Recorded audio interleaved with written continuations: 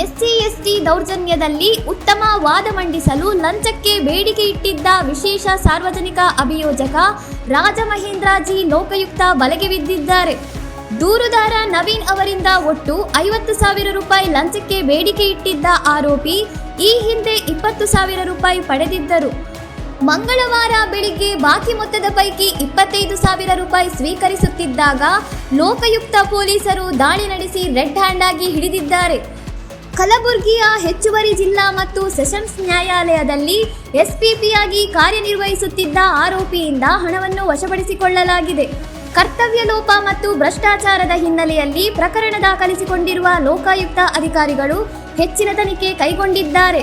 ಹೆಚ್ಚಿನ ಮಾಹಿತಿಗಾಗಿ ನೋಡ್ತಾ ಇರಿ ಸೌರಂ ಟಿವಿ.